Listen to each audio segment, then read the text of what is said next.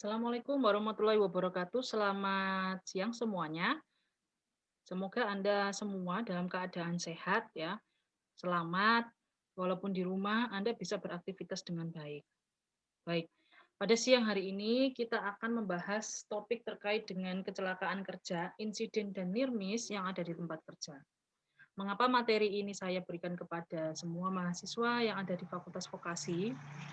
Karena kecelakaan kerja, insiden ataupun nirmis ini bisa terjadi bukan hanya pada sektor-sektor yang ada di manufaktur, konstruksi, tambang ataupun migas, tetapi juga termasuk yang ada di rumah sakit dan yang ada di laboratorium atau di klinik.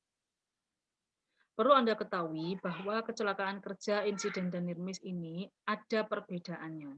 Jadi pada siang hari ini saya akan mengulas apa sih perbedaan kecelakaan kerja, insiden dan nirmis yang bisa jadi menimpa ya atau dialami oleh pekerja yang ada di tempat kerja. Akan saya ulangi ya, saya review bahwa yang namanya tempat kerja itu adalah suatu tempat di mana di situ ada kegiatan usaha, kemudian ada pekerja dan ada sumber bahaya. Ya, Anda kemarin sudah mengerjakan tugas terkait dengan identifikasi bahaya yang ada di tempat kerja ya atau mungkin di rumah Anda gitu kan atau mungkin di laboratorium sehingga Anda memahami bahwa memang betul ada bahaya-bahaya terkait dengan kesehatan dan keselamatan yang ada di tempat kerja. Nah, apa yang melatar belakangi kecelakaan kerja, insiden dan nirmis ini saya berikan kepada Anda karena berdasarkan catatan atau berdasarkan data dari BPJS Ketenagakerjaan pada tahun 2018, ternyata pada triwulan 1 tahun 2018 ini didapatkan dari seluruh Indonesia kecelakaan kerja itu didapatkan sebanyak ya dialami oleh pekerja sebanyak 5.318 kasus. Yang mana ada yang meninggal, ada yang cacat dan tapi masih ada yang sembuh.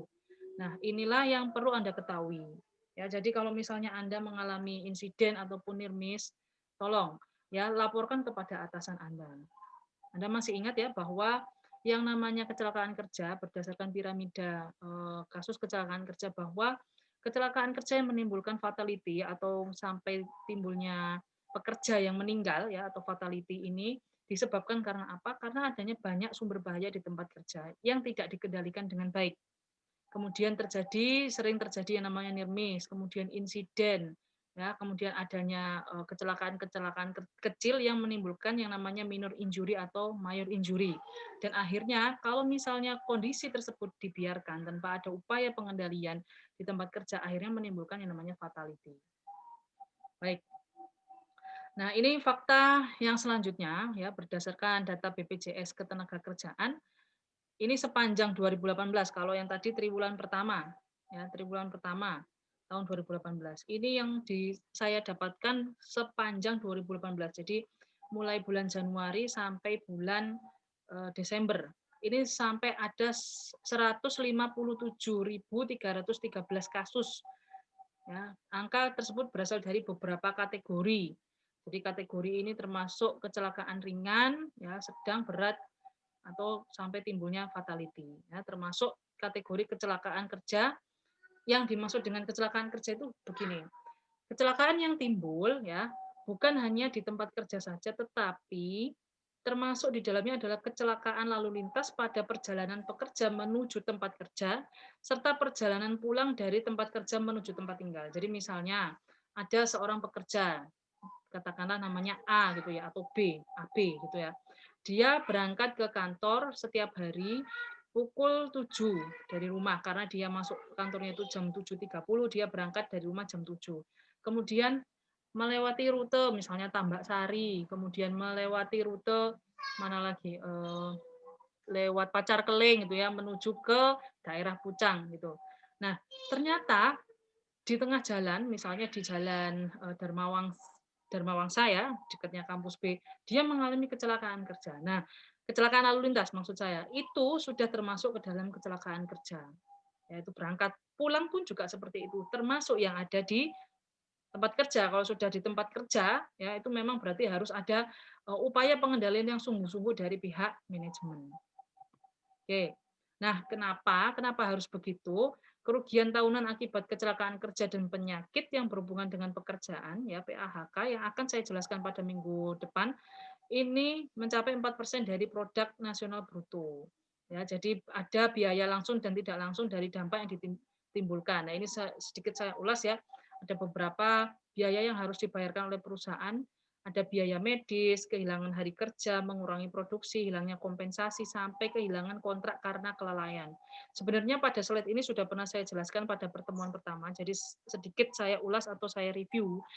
Ya, selain biaya medis ada kehilangan hari kerja yang intinya adalah merugikan. Merugikan siapa? Merugikan bukan hanya pekerja, termasuk keluarga dan perusahaan. Jadi impact-nya atau dampak dari kecelakaan kerja itu adalah ke perusahaan. Ini gunung es biaya kecelakaan ya. Jadi bukan hanya untuk pengobatan medis, tapi juga sampai adanya perbaikan kerusakan alat sampai training ulang. Ya, gaji yang terus dibayarkan, tetapi si pekerjanya tidak masuk dan perusahaan juga harus harus membayar biaya perawatan atau biaya medis.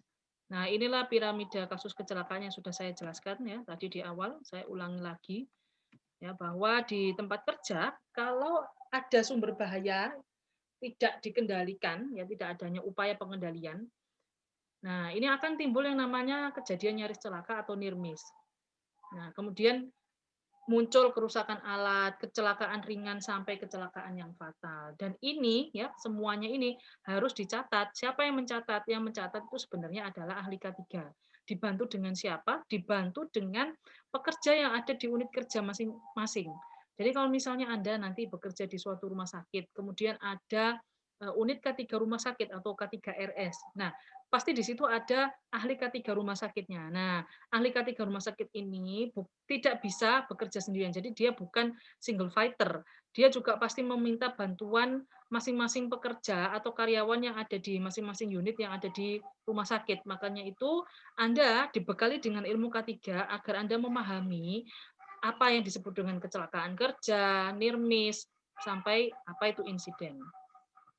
Nah, apa itu accident? Accident atau kecelakaan kerja merupakan suatu kejadian tidak terduga, ya, atau insiden. Jadi insiden itu adalah kejadian tidak diduga, tidak direncanakan, tidak diinginkan yang mengakibatkan kacaunya proses pekerjaan atau produksi yang direncanakan sebelumnya dan menyebabkan kerugian baik material dan adanya cedera. Jadi kecelakaan kerja itu tidak selalu diukur adanya korban manusia cedera atau sampai fatality, yaitu meninggal dunia atau mati. Tapi juga termasuk adanya kerusakan alat atau kerusakan lingkungan tempat kerja. Ya, itu yang disebut dengan accident atau kecelakaan kerja.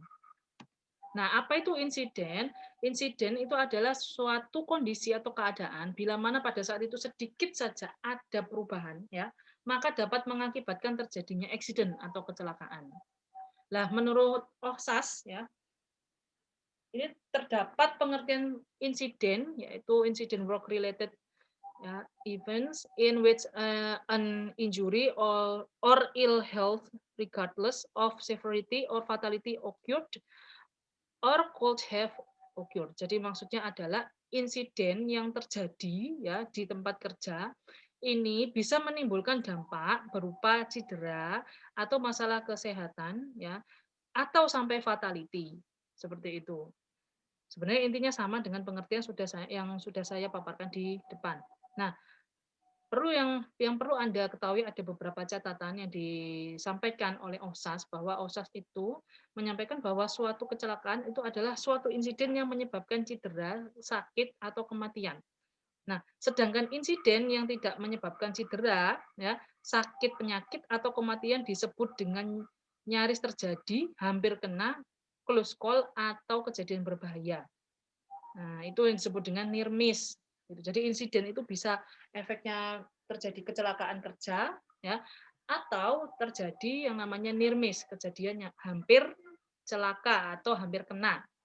Nah, catatan yang ketiga, OHSAS menyebutkan bahwa suatu keadaan darurat merupakan suatu jenis insiden khusus. Jadi misalnya keadaan darurat kebakaran, gempa bumi, tsunami, banjir bandang, itu juga termasuk di dalamnya adalah insiden. Tuh. Oke. Nah, apa itu NIRMIS? NIRMIS adalah insiden yang tidak menimbulkan cedera, PAK atau fatality. Jadi dapat disimpulkan bahwa insiden adalah bagian dari accident. Jadi insiden itu bagian dari accident. Nah, perbedaan yang mendasar yaitu ada atau tidaknya kerugian. Nah, near miss ya, ini juga disebut sebagai kejadian hampir celaka. Contohnya dalam konstruksi pekerja yang tidak menggunakan helm, kemudian dia hampir kejatuhan bahan baku bangunan tapi tidak sampai terkena. Nah, ini istilahnya kalau orang Indonesia itu J selamat gitu. Ya, masih untung, masih selamat. Jadi namanya Pak Selamat sama Pak Untung ini dibawa-bawa. Nah, kalau nirmis ini sering terjadi, Pak Untung sama Pak Selamat ini nggak bisa nolong kita, ya. Jadi harus tetap dikendalikan. Oke, ini ya. Jadi insiden itu bisa menimbulkan yang namanya accident atau kecelakaan kerja atau nirmis, kejadian hampir celaka. Ya, ini adalah prosesnya bagaimana accident itu bisa timbul ya karena adanya apa? Karena adanya hazard atau sumber bahaya ya atau potensi bahaya yang berasal dari mana? Yang berasal dari peralatan, ya mesin, instalasi atau bahan, metode cara kerja atau lingkungan. Ya, yang mana konsekuensinya adalah timbul kerusakan, korban jiwa, yang mana korban jiwa itu adalah fatality ya, meninggal, cacat, cedera atau sakit dan kerugian citra dari perusahaan. Nah, Anda bisa bayangkan ya, kalau misalnya suatu perusahaan eh, mengalami suatu kebakaran besar ya. Jadi 2 atau 3 tahun yang lalu itu pernah ada pabrik dari petasan kalau nggak salah atau kembang api ya. Dia itu mempekerjakan sekian puluh pekerja. Nah, setiap harinya pagar atau gerbang dari perusahaan tersebut, pabrik tersebut itu mesti dikunci. Jadi kalau misalnya yang punya ini keluar dari perusahaan ya entah ada urusan apa, itu selalu digembok lah. Padahal ini tidak boleh seperti itu. Sudah seperti itu, kemudian tidak ada K3-nya, kemudian apalagi tidak ada prosedur tanggap darurat. Jadi ada beberapa puluh pekerja yang mengalami kematian. Nah, tentunya akan berdampak apa? Berdampak pada kerugian citra perusahaan. Nah, dampaknya apa? Dampaknya pemilik atau ownernya itu bisa ini apa namanya dituntut secara pidana dan perdata. Jadi pidananya itu dia bisa jadi apa ya? Ada unsur kriminal karena ada unsur kesengajaan ya. Kemudian yang perdatanya adalah membayar kerugian terhadap biaya medis atau biaya pengobatan pekerja yang mengalami cedera seperti itu. Oke. Nah, kejadian kecelakaan kerja itu bukan hanya pada saat proses produksi itu terjadi atau proses produksi itu sedang berjalan. Tapi juga termasuk pada inputnya. Jadi adalah dari bahan bakunya. Anda bisa lihat ya, ada gas, ada paint. Ini adalah bahan baku. Jadi kalau bahan baku, kemudian peralatan itu tidak di-maintenance dengan baik, itu bisa menimbulkan kecelakaan kerja. Apalagi kalau pada saat proses. Nah, output ya, misalnya pada kegiatan packaging gitu ya, jika prosedur K3 itu tidak berjalan dengan baik, itu juga bisa menimbulkan yang namanya kecelakaan kerja. Oke, jadi harus ada yang namanya safe production. Nah, ini saya ulas sedikit lagi ya, bahwa hazard itu adalah suatu objek di mana terdapat energi, zat, atau kondisi kerja yang potensial dapat mengancam keselamatan. Nah, hazard atau bahaya ini dapat berupa apa? Bahan, bagian mesin, bentuk energi, metode kerja, dan atau situasi kerja.